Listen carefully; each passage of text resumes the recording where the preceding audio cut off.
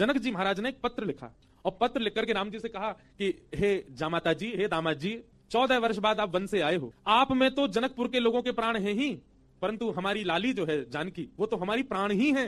समस्त जनकपुर वासी आप दोनों युगलों को कुछ दिन के लिए जनकपुर बुला रहे हैं कि आप कुछ दिन आराम करने आओ, 14 वर्ष वन में रह के आए हो, और आप अकेले नहीं आवे, अपने तीनों भैयाओं को, तीनों लालियों को और अपनी समस्त सेना हनुमान जामवंत सहित सबको लेकर आप लोग जनकपुर आ जाओ। भगवान सभा में बैठे थे और सभा में बैठे बैठे जैसे ही जनक जी का पत्र आया तो भगवान ने हनुमान जी से कहा, पत्र पढ़ के सुनाओ, क्या बोल रहे हैं हमारे ससुर जी। हनुमान जी ने पूरा पत्र पढ़ा।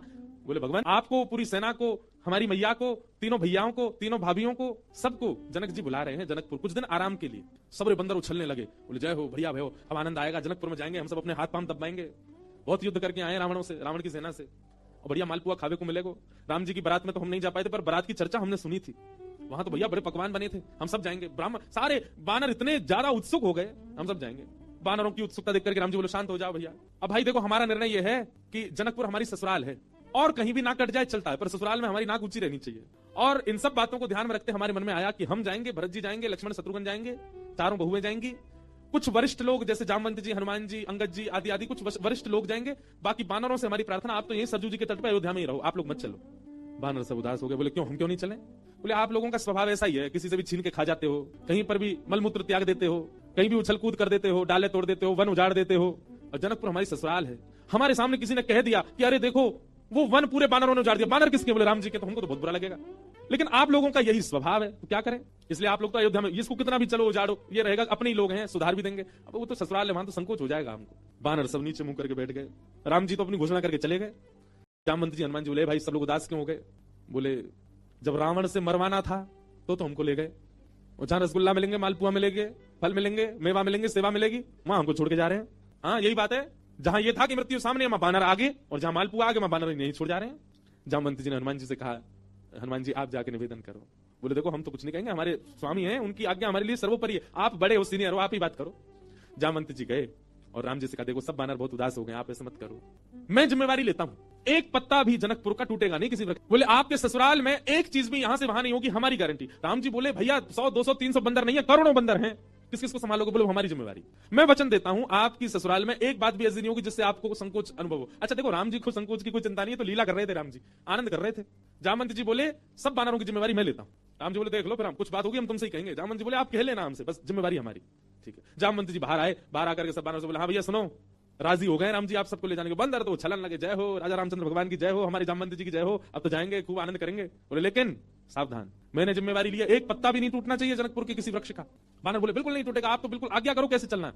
बोले सब मुझे देखो, जो मैं करूं वही करना है, जब मैं बोलूं तब बोलना है, जब मैं शांत रहूं तब, यहां तक की श्वास भी मेरे संग ही लेनी है सबको, मैं जब छोड़ूं तब छोड़नी, तब लेनी तब लेनी, मैं जब मुड़ूं तब मुड़ना, जब मैं जब देखूं तब देखना, मैं जब सोऊं तब सोना, मैं जब खांसू तो खांसना। आहा, जनकपुर की ओर जा रहे हैं। 14 वर्ष बाद वन से लौटने के बाद, राज्याभिषेक के बाद राजा रामचंद्र भगवान पूरे नगर में उत्सव मनते जा रहे हैं, जहां जहां से निकलते हैं वहीं पुष्प वर्षा हो रही है, विशाल सेना राम जी की चल रही है।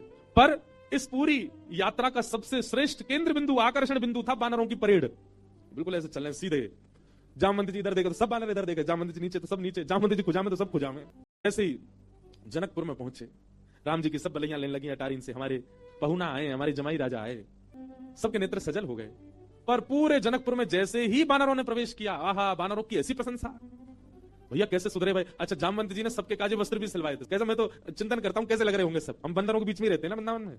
महाराज आरती का थाल ले लेकर के जनकपुर की सब नारियां आरती कर रही हैं, पर बानर नहीं उनकी ओर देखे भी, जब जामवंत जी देखेंगे तभी देखेंगे। जनक जी महाराज ने स्वागत किया, और स्वागत करके खूब प्रेम से वार्ता हुई, ऊपर बोले भैया पूरे जनकपुर में हल्ला है आपके बानरों का, कैसी सेना, लग रहा है देखते ही बनता है कि यही बानर मार सकते हैं रावण की सेना को, इतने शिष्टाचारी, इतने गंभीर। देखो इतनी बड़ी सभा में करोड़ों बानर बैठे हैं, पर सुई गिर दो तो उसकी आवाज भी आ जाएगी, पिन ड्रॉप साइलेंस। अब आप बहुत दूर से चल के आए हैं, सबकी प्रसाद की व्यवस्था है, हाँ भाई सब बानरों के आगे चौकी लगाओ, पहली बार बानर चौकी पे बैठ के पाएंगे।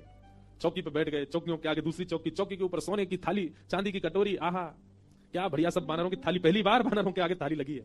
लेकिन बानर थाली में नहीं देख रहे हैं, सब जामवंत जी को देख रहे हैं। पनीर की सब्जी आई, काजू की सब्जी आई, ये सब्जी आई, मिष्ठान आए, पूड़ी आई, 5 प्रकार की पूड़ी आई, रोटी आई, चावल आए। बानरों का स्वभाव क्या है, आप केला भले ही हाथ से दो लेकिन फिर भी छीन के लेगा, बानर का स्वभाव होता है, उसका छीनने का स्वभाव होता है। पर सारे बानर ऐसे बैठे, जामवंत जी को देख रहे, टेढ़ी टेढ़ी नजर करके देख तो रहे थाली में क्या क्या आ रहा है, लार टपकती जा रही है, लेकिन नहीं, जामवंत जी जैसे कहेंगे वैसे खाना है। सबको फल दिए गए, फलों में सब फल अमनिया करके दिए, आम सबको साबुत दिए गए, सबकी थाली के आगे आम रखे गए, सब बिल्कुल थाली हो गई। जामवंत जी महाराज ने सब बानर की ओर देखा, सब बानर बिल्कुल जामवंत जी को देख रहे थे। जामवंत जी ने हाथ में जल लिया, अन्नपूर्णे सदा पूर्णे, सब बानर बोल रहे अन्नपूर्णे सदा पूर्णे। थाली के ऊपर 4 बार घुमाया, सब बानर घुमा रहे हैं। आचमन किया, सब बानर आचमन कर रहे हैं। जनक जी बोले राम जी मान गए आपकी सेना को, क्या अद्भुत बानर है सब। राम जी बेचारे धीमे धीमे पा रहे, बोले बस इलाज बची रहे जितनी देर है। प्रसाद पाने लगे बिल्कुल वैसे, अगर दाल चावल पा रहे हैं जामवंत जी, सब दाल चावल ही पा रहे हैं, जितनी दाल जितनी सब्जी डाल रहे हैं उतनी ही डाल रहे हैं। अद्भुतता थी देखने में। थोड़ी देर पाने के बाद जामवंत जी की दृष्टि पड़ी आम पर, जैसे आम उठाया सब बानरों ने एक संग आम ही उठाए। जामवंत जी घुमा के देखें, सब बानर घुमा के देखें। जामवंत जी ने जोर से आम दबा के देखना चाहा कितनी गुठली है इसमें। अब वो आम ऐसा था कि जैसे नेक दबाया तो गुठली उछल गई उसमें से। अब जैसे ही गुठली उछली तो सब बानर दोनों हाथों से दबाई रहे हैं, गुठली उछलनी चाहिए क्योंकि जामवंत जी की गुठली उछली है। अब सब बानर जैसी आम दबा में सबकी गुठली उछली। गुठली के उछलते ही जामवंत जी बोले इन हाथों से मेघनाथ निकल के नहीं भाग पाया, इन हाथों से रावण निकल के नहीं भाग पाए, छोटी सी गुठली भाग गई। और जामवंत जी जैसे ही उछले गुठली पकड़ने को, बानर बोले हमें भी ऐसे ही पकड़नी है, और एक दूसरे के ऊपर झपट्टा मारे, महाराज यहाँ पकड़, कहीं कड़ी उछाल रहे हैं, कहीं दाल उछाल रहे हैं, पूरी उछाल रहे हैं। जनकपुर की पूरी सभा जो कि स्वर्ण मंडित थी, जो कि चांदी से मंडित थी, आज वो खीर मंडित हो गई। सब जगह कड़ी खीर उछाल उछाल करके पूरी सभा का लेपन कर दिया।